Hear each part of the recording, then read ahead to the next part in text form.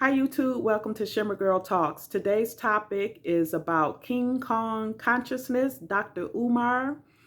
Now, I ran across Dr. Umar, his footage maybe upwards of 3 years ago, and I would listen to him off and on, but I've been listening to him a little bit more lately. I like Dr. Umar. I agree with so much of what he says.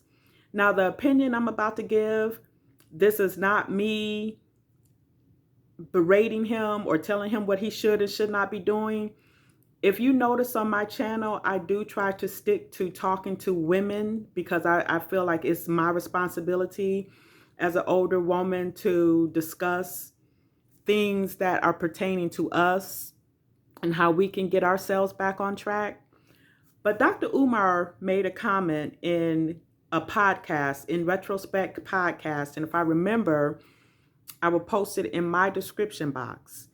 And what he said was he's blaming the professional or educated black men for leaving the black community, and I guess in a sense leaving single mothers uncovered, unprotected, and particularly if there are young black males in these communities, educated black men turning their backs on these young black males and leaving.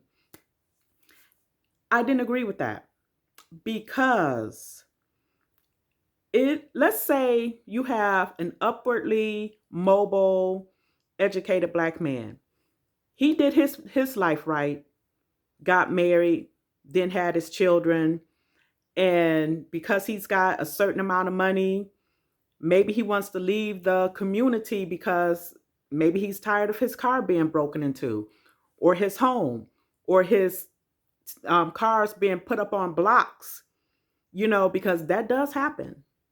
My husband and I, we lived in a particular community, and I lived there first for a few years before I met my husband. And the neighborhood still had a lot of older people there. But then you started having these younger people moving in, and the neighborhood changed drastically. And the last 3 years that my husband and I were in that house, we got robbed. And if you've never had a home burglary, it's one of the worst feelings ever, because the person or persons that robbed you, they know who they are. They're busy watching your routine and everything. It took me at least a good 3 months to get over that. Front door kicked in, bedroom and all the stuff ransacked. This is what happens in our community. Not all communities, so please don't come at me with that. But in your poorer, less advantaged communities, this happens. And everybody cannot help certain people. You have some people who are just hell bent on just being, I'm a victim. I can't because somebody else has to come in and save me from myself. It is not the educated black man's responsibility, unless he wants to try to save every young black male that's out there, not to come to the rescue of single mothers who put themselves in that situation.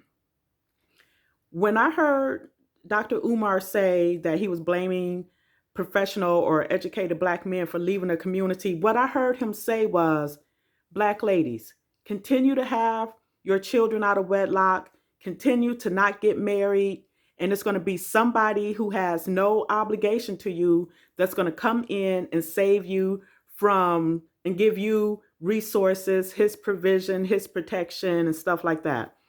It's enough people out here telling black women you don't have to be accountable for anything. That's why the out of wedlock rates are still happening. Now, going back to Dr. Umar, he, like I said, he makes a lot of good, valid points. He does, talk on the, black women, the least likely to get married and stuff like that. But then he erased all of that by saying, professional, educated black men, it's your responsibility to come in and save these women. Not true. Totally disagree with that.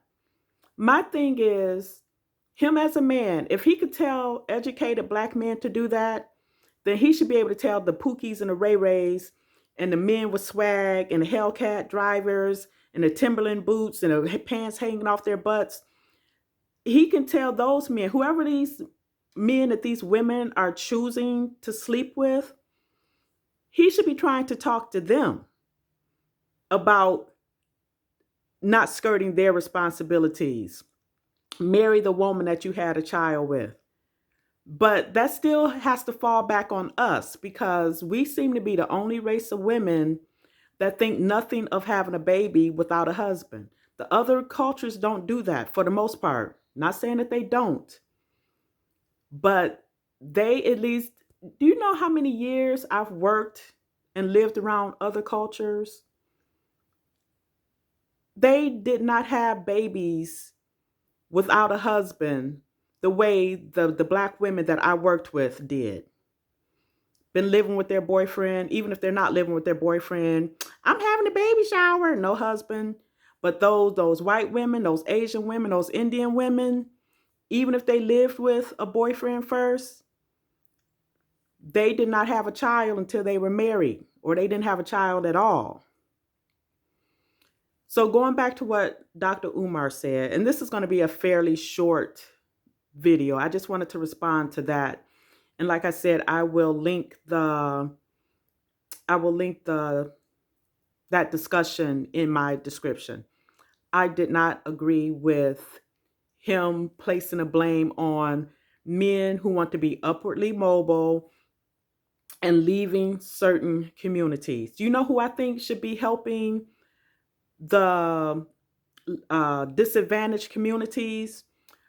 Are the people who might have been in a life of crime in those communities and turn their lives around, or the people who just want to do it because they want to do it, you know. But no one should be guilted into or shamed into wanting to help a group of people who don't want help, who will. Let me tell you, years ago, I was listening to a radio show. I can't remember. It was a local radio show. And this young black man called in. I would say he might have been in his 20s somewhere, maybe his early 30s, very early 30s. And from the sound of it, you know, he sounded like an upwardly mobile young man. He was doing something with his life. He was in college. And he was talking about the black women don't like me. That's what he said. You know, so it's like Dr. Umar is telling these men that some of these women would thumb their nose at. You know what I was thinking? A lot of these women who find themselves as a single mother or whatever, they don't necessarily want a husband for themselves. They may say that they do, but they really don't, because if they did, they would have it, or at least not have a child before having a husband. What I have noticed with a lot of those women is they want the provision and protection of somebody else's husband or somebody else's man or just another man in general. But they don't want to try to procure a husband for themselves and a father for their children. So that really got the hairs on my neck standing up when he said that he was blaming upwardly mobile black men for abandoning the black community. Everybody in the black community, A, does not deserve to be helped. B, does not want to be helped. C, already feel entitled and that they're not accountable for why they got into that situation. For me to have been trying to talk to young ladies on a different platform 20 something odd years ago, and it's still happening, that's a group of people that don't want help. I don't like the entitlement of, like, I remember I used to work with this nurse, and at the time that I knew her, she and her husband had been married maybe about 15 or so years. They never had children. Both very attractive, professional people at the time, probably making $200K a year between them, maybe more. And she had a baby mama cousin. who had several kids. I don't know about how many men. This is what the nurse was telling me. And she said, and my cousin had the nerve to say something to me like, well, you don't have no kids and you see me over here struggling. You can help me. And you got a husband. Y'all got this money. You can help me. No, she doesn't have to help you. You laid on your back to make those kids. I think that's the thing that just galls me. You get to be irresponsible. You get to lay on your back having all the fun, having the kids, but you expect somebody else to come riding in to help you out in a bind or whatever. I don't agree with it. Now, if people want to do it out of the goodness of their heart, fine and dandy. And I think about other people. I'll use my brother as an example. There was a time when he was going into a poorer neighborhood to help out. I can't remember where he was. He was at a church or something. I don't know what he was doing, but he was helping people. He might have been helping to pass out food or something like that. And so he took his work truck. And by the time he was done in that community, helping out, giving food or whatever, he comes back out and the tools on his truck is gone. I'm sorry. I'm not going to go out of my way. And I used to have a pie in the sky ideology about my community. Like, oh, if I had X amount of dollars, I would just go to my community and, build up the houses and this, that, and the other. And I remember talking to a black lady who was like maybe 20 or so years older than me. And I'm not going to say verbatim what she said because it wasn't nice. But okay, I'll just clean it up. She said those ninjas would just tear it up. Everybody doesn't deserve to be helped. What would help Black women with this single mother epidemic is getting married.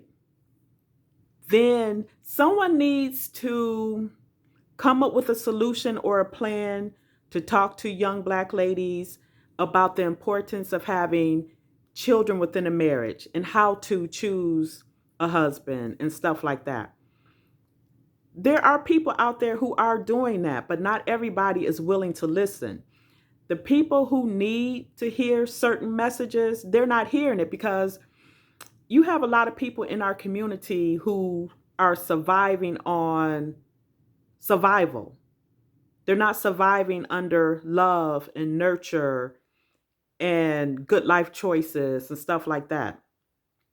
So as much as I agree with so much of what Dr. Umar says, he be like hitting it out the park with, some of his commentary. And I appreciate him for that. But that whole Black ladies, you could be irresponsible and it's going to be a good man that's going to come in and give you his provision and resources and all of that stuff, even if he has a wife, I didn't agree with that.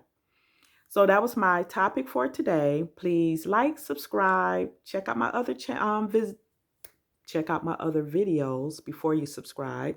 Make sure we vibe, and I will talk to you soon. Bye.